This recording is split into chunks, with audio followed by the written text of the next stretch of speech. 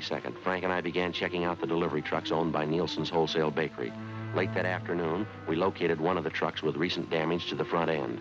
We checked and found the driver's name was Arthur V. Singer. We drove out to his home to interview him. No, I wasn't working last night, officer. I was off. What's it all about? Did you spend the night at home, Mr. Singer, or were you out? I was home part of the time. After dinner, I went downtown, did a little bowling. Our neighborhood team bowls every Tuesday night. Where's that, sir? The place downtown. It's on West 7th. We got a pretty good team. Mm-hmm. Did you drive down, Singer, or did you take the bus? No, I drove down. Had the company truck with me.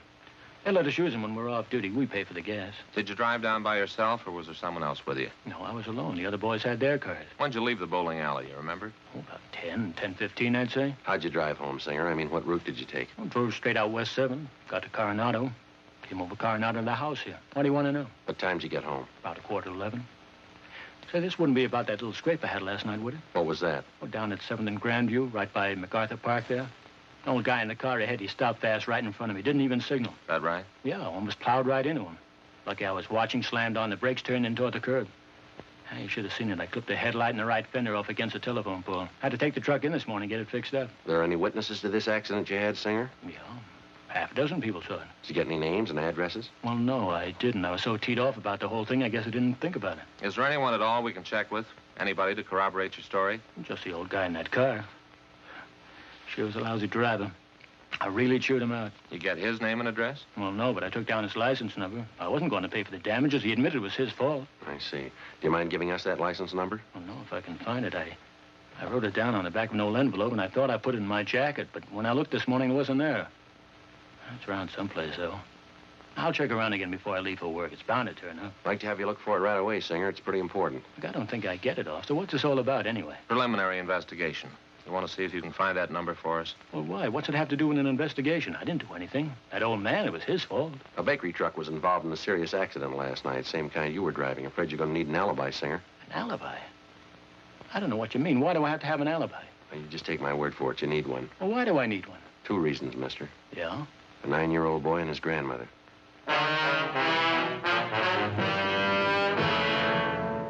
We continued questioning the suspect, Arthur Singer, but he denied any knowledge of the hit-and-run accident the night before at the intersection of Drexel and Pico Boulevard. We stayed with him while he searched his home for the license number of the car, which he said caused him to have his accident the night before. After half an hour of looking, he came up with a number scribbled on a scrap of paper which he'd found under the scarf on the dresser. We put in a call to our DMV, and they came back with the information that the license number was registered to a Mr. Thomas Foley on Lancashire Boulevard. We drove to the address to check with Mr. Foley, but there was nobody home. We left our card along with a message to contact us as soon as possible. 4:15 p.m., Frank and I got back to the office. At 4:35, Mr. Foley returned our call. Oh, yes, sir, that's right. Mm-hmm. Oh, I see. What time was that? Do you remember? Uh-huh. Well, all right, Mr. Foley, thanks very much. Yeah, we may be contacting you later. Right.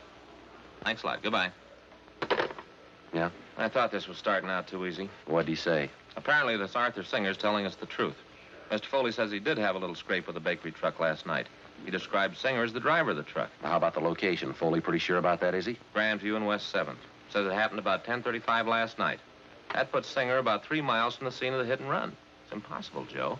If this Mr. Foley's right, Singer couldn't have done it. Wasn't anywhere near the accident. I thought sure he was it, didn't you? Well, we can drive out and double-check it with Foley. I can't think of any reason why I should lie about it, can you? I get it. Accident investigation Friday. Oh, yeah, Ted. Where? Yeah. Nobody, huh? Yeah. You bet. Right away. Thank you. Well, it's moving fast. Good piece of luck. Who was it? Ted Zimmerman. He and McClendon are down at the south end of town. Yeah. The hit-and-run truck. They think they found it.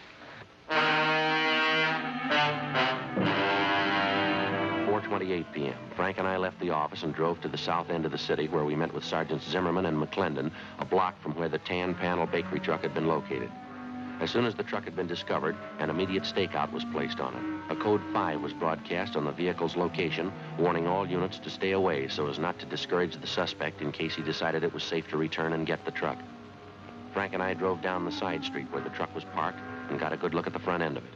The right headlight was damaged, and so was the right fender. While Zimmerman and McClendon remained on stakeout, Frank and I contacted the Nielsen Bakery people again, gave them the number of the truck, and they traced down the driver's name for us. He was listed as Daniel Miller. He'd been employed by the bakery for the past 3 years, and he had a good record.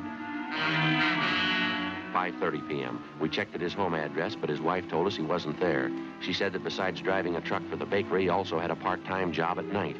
He worked as a counterman at a small coffee shop on Wilshire Boulevard.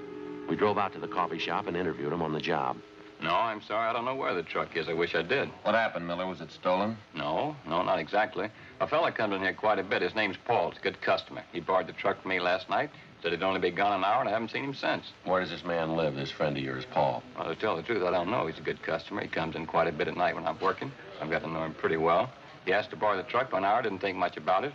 I let him have it, and I haven't seen him since. Is anything wrong? What's this Paul's last name, do you know? No, I guess I don't. Never thought to ask, as a matter of fact. Guess I never had any reason to. About what time was it last night when you